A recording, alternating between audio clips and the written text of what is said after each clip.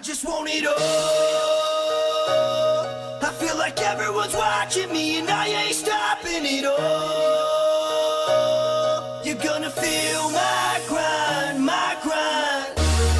Whether it's sunny or rainy, going every day, you're gonna feel my grind.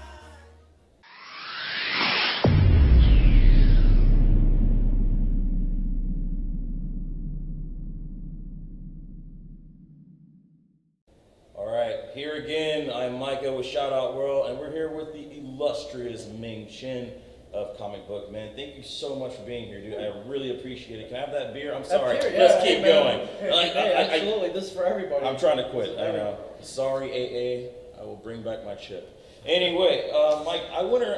Sorry, Ming. I keep calling you Mike because America. Right. Right. Sorry, guys. Anyway, so I went around the con today, and I made sure to ask everybody about what they want to know about you. Okay, I love this. Fire away, my friend. All right. So, first off, I got a weird question. What will be the hardest part of working on the Comic Book Man? It's really weird, guys. The hardest part? The hardest part. Oh man, I mean, it's. If you watch a show, you can see we're having a ton of fun. All the time. It's fun. All we do is sit around. We cry about Star Wars and Back to the Future, and I get to do this with my friends in Kevin Smith's comic book store, and it gets put on TV. There aren't a lot of disadvantages. Sounds like my typical Thursday night, honestly. Yeah, the hardest part, I get made fun of a lot, which maybe isn't the funnest thing. I take it with pretty good nature. I have a pretty thick skin. Is it fun 100% of the time? No. Let's get made fun of all the time. I think I take it pretty well, but yeah. Other than that, if I had any other complaints, I wish we could do more episodes. We typically do 13 to 16 a season. I'm hoping that we can see more episodes out of you. I mean, who doesn't? It has been a great show. You and Kevin Smith are doing great work. I absolutely love it. So, all right, we're going to keep moving on here because I know you're a busy man and I'm still looking at that beer. All right, Batman or Superman is the next question for you. Oh, I'm definitely going Batman. Superman is... I'm out. This interview's over. All right, see you later. Well, hear me out. All right. Superman, great guy, but all-American Boy Scout, white knight, perfect in almost every way, very powerful.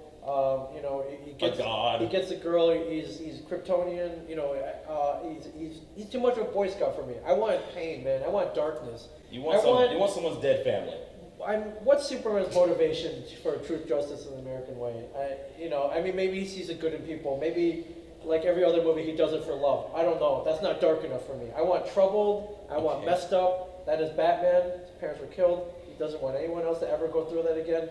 He will stop at nothing to make sure that the crime never happens again, that nobody ever has that same feeling he did when his parents were gunned down by Joe Chill or Jack Nicholson or Jack Napier, whatever canon you want to follow. I go with Joe Chill, the OG origin. Yeah. But he is driven, he is dark, he is messed up, but that drives him. And that's the kind of motivation that I sort of want. And stuff. Like, You're going to go out and start vigilanting now? I feel like you're saying you're going to start going vigilante. But, there are things I would love to do. We'll edit that out, guys. We'll edit that out. We can't. I think there are things everybody wants to do. Everyone wants to, get in shape. Everyone wants to write a book. Everyone wants to do whatever they want to do in life. But what's the one thing stopping them? Any kind of motivation. That's what Batman has. It comes from a dark place. But I love that. I love that. He's human. He's us. He is. He's just the normal American, I guess, Gotham-esque man. Right. Now, he's got resources, but even, I just saw a stat. It was a meme online. There are 489 billionaires out there in the world. And none of them have become Batman None of them become Batman. Where are you at, guys? Yes. Where are you at? Yeah, that says it all. Jesus. Well, all right. I will accept that answer. That was a really good answer, but still, Superman, F you. All right. So, next question is going to be, what is your defining moment in life? We're going a little deep here, guys. We need to dig into me. There are a lot of them. Getting on a TV show, that's pretty defining. I literally fell ass backwards into that. All right. You work with Kevin, weird things happen. Because the success of Walking Dead, they wanted a show based on comic books. Okay. They went to the guy who knows the most about comic books, Kevin Smith. Kevin suggested that they do a show in his store. They had to shoot a pilot. They needed 4 guys to fill out this pilot, just random guys. They chose us. And you told me you just happened to be that one person? They did. What they really wanted to do is they wanted to find a really good-looking comic book store, like somewhere in America. Okay. It didn't have to be Kevin's. Okay. They found out Kevin had one, and they didn't have to pay to use it for the pilot that they shot. And that's the end of the story. And then they're like, well, who do we put here? Do we pay four guys to act in this pilot? Kevin's like, no, I know 4 guys who work in the store. They'll do it for free. We did it and went back to the network. They saw it. They're like, we don't need to cast 4 guys for this. The 4 guys are right here. I was one of those 4 guys, and it just worked. It's crazy how that worked out. See this how this guy goes. America trying to keep the little guy from getting paid all the time, but Mike. Hey, Ming right here, well, still doing great work. It all worked out. That's very defining. I got married, have 2 kids. Those are definitely defining for any husband and father, obviously. Super cool. But I think being on TV is pretty obvious. Started a couple podcasts. Podcasters. Once you get that first episode and you can keep it going for over 100 episodes, is my litmus test. That's very defining to me. How far are we gone with the podcast? I've recorded. I've lost count. Me and Mike do one called ISO Comics, where we talk about the comic releases that come out every Wednesday. Right. I listen to that all the time. Right? We have 269 episodes of that. You have blown that 100 podcast out of the water. Yeah, that's a defining moment. Once you hit 100 as a podcast, that's very defining. That's fantastic. Absolutely. If only we can get his luck. Can I rub your shoulder and get some of listen, that Buddha luck from you? If it works for you, by all means. If you rub my belly and you get lucky tonight, we'll wait to the hotel room for that one, guys. But that's going to be an uncut version coming later on Patreon.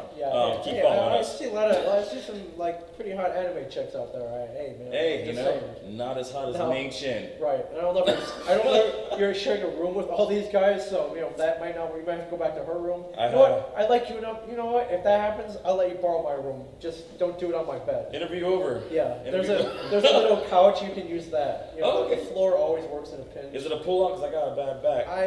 Listen, that's not my problem. You're right.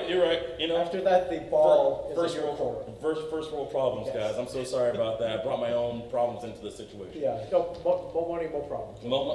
Less money, all the problems. All the problems. All right, Ming. All right. So what we got next? Possibly my favorite question so far. My favorite question.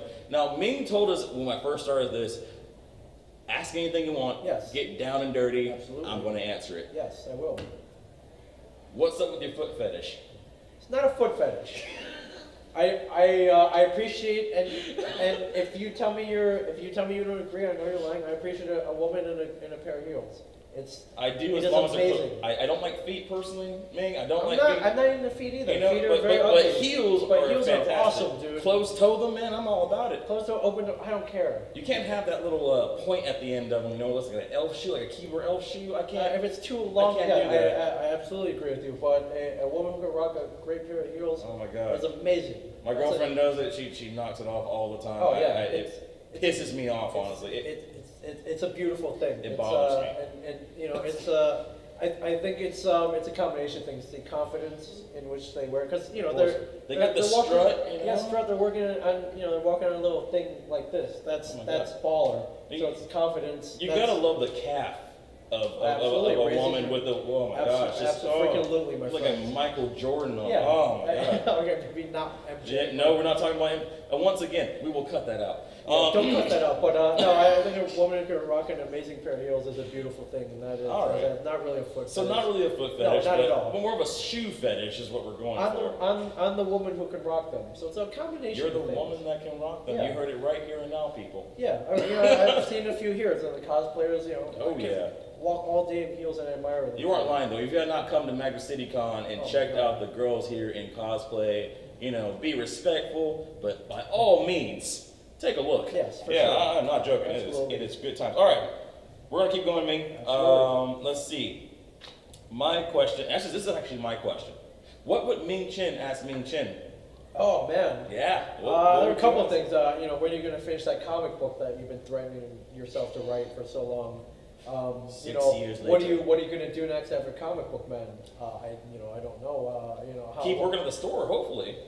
Sure, but the goal is to keep being on TV though. It's fun. At this point, you don't want to climax right here at Comic Book Man. You want to go to the start. The other questions. What other podcast do you want to start? Okay. Yeah. Because why stop at 2? or No. one, or three. Let's just get 6 of them Let's going. just keep going. I'll Let's listen do to one. Let's do one each every day. every day of the week. Every day of the week, Monday, Right. Tuesday, Wednesday, Friday. Like You know, let's go for it. Mick, how can you be a better podcaster? You know, these things I ask myself all the time. Well, you're just too good. You're too pure for this world, man. You're too pure You for can this always world. be better, though, my friend. You absolutely Always be can. You better. absolutely, and that's great advice. You guys follow that. Fantastic advice. Right.